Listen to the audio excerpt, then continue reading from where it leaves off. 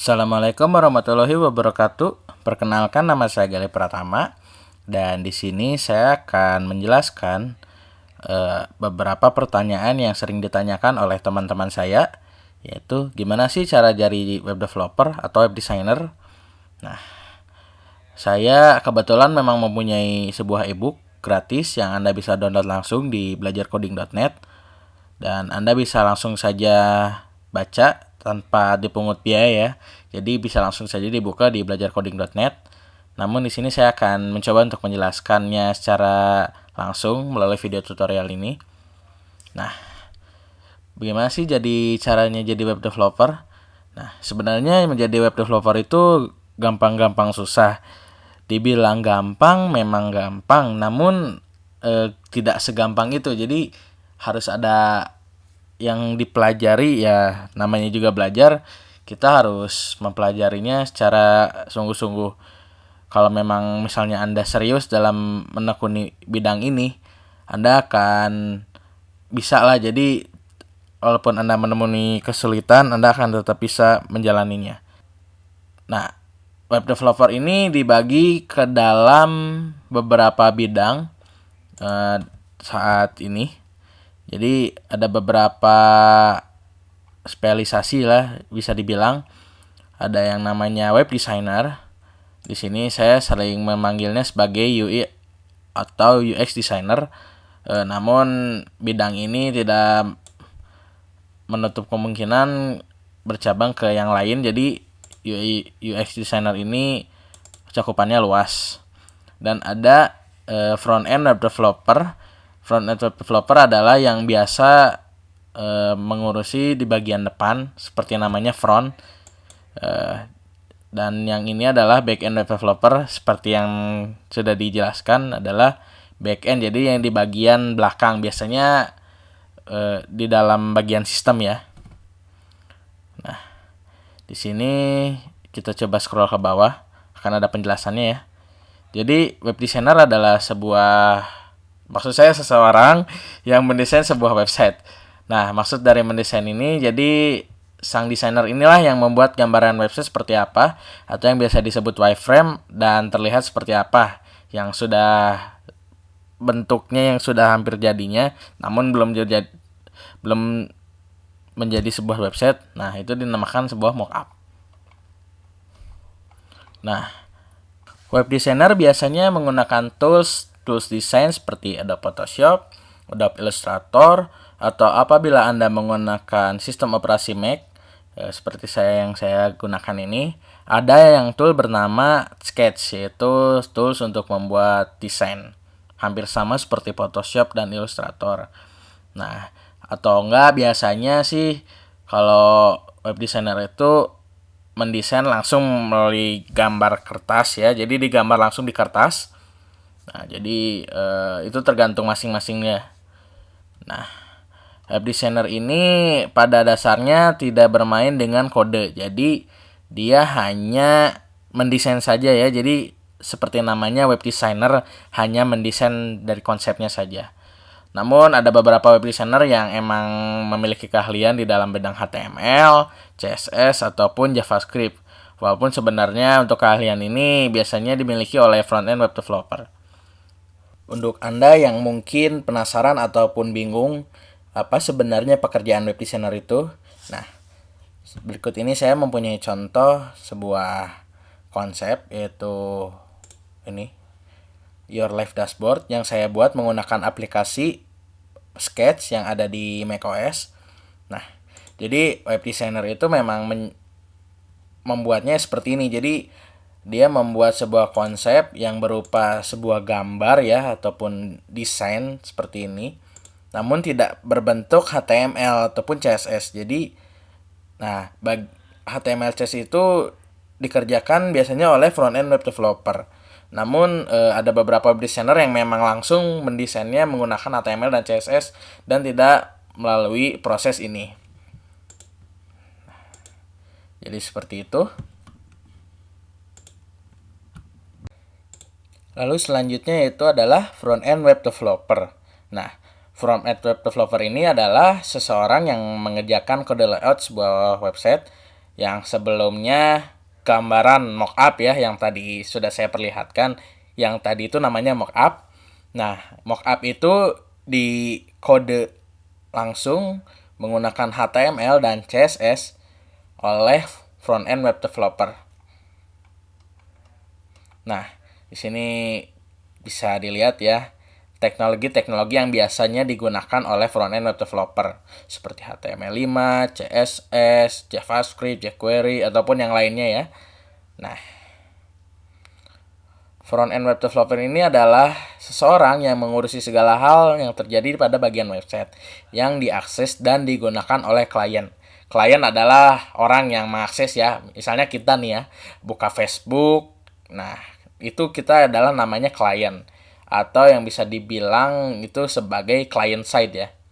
Nah, front-end web developer ini setidaknya harus memiliki keahlian di bidang HTML, ya CSS, dan juga JavaScript. Itu adalah 3 poin yang penting apabila Anda ingin menjadi front-end web developer. Nah, Anda pun akan menjadi nilai tambah ya apabila Anda mempelajari framework ya seperti Bootstrap, jQuery, ataupun yang lainnya ya. Ataupun ada framework-framework yang mulai yang baru-baru seperti Polymer atau AngularJS ataupun yang lainnya ya. Nah, front-end web developer ini biasanya sih nggak ngurusin database ya. Nah, dan PHP pun bukan di bidang front-end developer. Jadi sama sekali front-end web developer tidak menggunakan PHP. Nah, bagian tersebut biasanya dikerjakan oleh back-end web developer. Nah, masuk ke bagian back-end web developer. Nah, back-end web developer ini merupakan seseorang yang mengerjakan sistem bagaimana sebuah website bekerja. Sistem website ini merupakan sistem yang berjalan di dalam suatu server atau yang bisa disebut dengan server side. Nah, backend web developer ini baru yang ngurusin bahasa pemrograman server ataupun yang bisa disebut dengan server side language seperti PHP, JSP, atau ESP. Mereka pula lah yang biasanya mengurusi urusan database seperti MySQL, Oracle, ataupun yang lain-lain. Namun untuk database ini biasanya ada seseorang spesialisasi lagi ya. Itu namanya database analis. Nah, seorang back-end web developer ini harus memiliki dan memahami konsep algoritma yang kuat yang biasanya dipelajari pada awal-awal semester pada kuliah. Atau kalau misalnya emang Anda tidak menjalani kuliah, Anda bisa mempelajarinya di internet. Kok banyak banget kok materi tentang algoritma dan pemrograman gitu. Dan konsep-konsep pemrograman ya seperti OOP atau yang disebut dengan Object Oriented Programming. Nah, back-end web developer ini pun harus bisa memastikan ya bahwa aplikasi atau website yang dia buat aman dari serangan-serangan orang yang tak bertanggung jawab atau yang biasanya kita sebut dengan namanya hacker ya. Nah, masuk ke satu lagi ya, ada yang disebut dengan namanya full stack web developer. Nah, mungkin yang Anda bingung ya, full stack web developer ini bisa dibilang ya sepertinya Superman lah, jadi single fighter.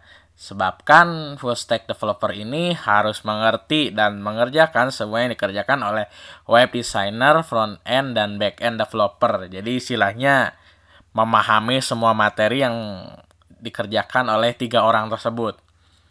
Nah, banyak kasus di perusahaan, terutama di UKM atau di perusahaan non-startup, khususnya di Indonesia, seseorang yang bekerja menjadi web developer terkadang menjadi full stack web developer. Ya, bisa diketahui lah kenapa ya. Karena emang SDM di kita tuh agak terbatas ya, termasuk gajinya juga.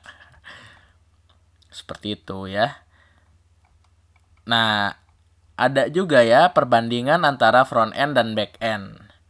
Nah, kalau misalnya tadi yang sudah saya jelaskan tapi Anda misalnya masih bingung. Nah, ini perbandingan antara front end dan back end. Jadi, seperti dari katanya, front artinya depan dan back artinya belakang. Front end adalah bagian yang mengurusi hal-hal yang ada di depan dan terlihat. Sedangkan back end mengurusi hal-hal yang tidak terlihat ataupun gaib ya. Dan berjalan di sistem ya. Jadi maksudnya di bagian server ya. Tapi bukan maksudnya kalian ngerjainnya tuh di belakang monitor. Itu beda cerita. Nah, antara back-end developer dan front-end developer, keduanya saling bergantung satu sama lain. Jadi, antara front-end dan back-end harus bisa bekerja sama dengan baik untuk membuat suatu aplikasi tersebut berjalan dengan baik. Ya, tapi biasanya kalau di kerjaan sih suka ada konflik-konflik gitu lah ya. Tapi diusahakan jangan sampai terjadi, karena ya kalau kayak gitu gak akan beres-beres websitenya. Nah, saya punya gambaran ya, perbedaan antara front-end dan back-end developer. Bisa dilihat ya di sini. Kalau yang di tulisan ini sih katanya front-end of an application is distinctly human. Nah, bisa dibahas aja ya. Biasanya kalau front-end developer ini istilahnya ada sisi kreatifnya lah ya, jadi sama seperti web designer kayak yang tadi. Jadi kalau back-end developer biasanya memang urusannya dengan otak kiri, logika tuh, ataupun yang ya seperti matematika kayak gitu lah ya. Nah, kalau kalian bingung tadi istilahnya ada banyak pilihan kan yang di atas ya. Terus saya harus menjadi yang mana gitu. Kan ada yang mendesain atau pemrograman. Nah, itu terserah Anda juga. Nah, kalau saya sendiri ya, saya kalau sekarang bisa dipanggil sebagai full stack web developer. Ya, karena memang sudah beberapa tahun saya menggeluti di bidang ini. Saya bekerja menggunakan PHP, HTML, database juga mengerjakan. Karena memang dulu saya sekolah di SMK dan memang dipelajari itu semua. Namun saya pribadi sekarang lebih senang di bagian desain ya. Jadi lebih senang apabila saya bekerja di bidang front-end developer atau web designer. Nah, untuk kamu yang memang lebihnya di bagian logika ataupun hitung-hitungan, ya mungkin yang memang Anda istilahnya pinter lah ya di sekolahnya, yang logikanya bagus. Nah, baiknya kamu ngambilnya back-end web developer.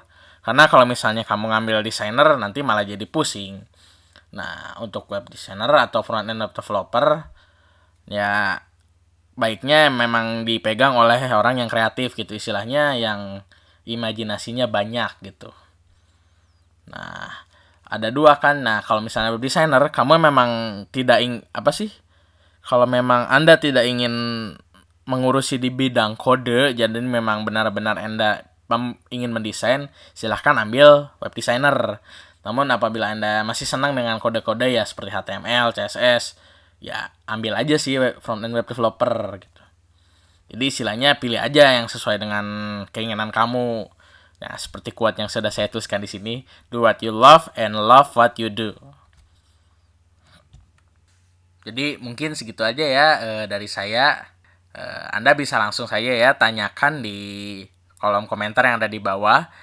Jangan lupa juga ya subscribe di channel saya, ataupun Anda juga bisa mengunjungi website saya yang berada di belajarcoding.net, ataupun Anda bisa mengunjungi website pribadi saya galihpratama.net. See you next time in the next video. Thank you for watching. Goodbye.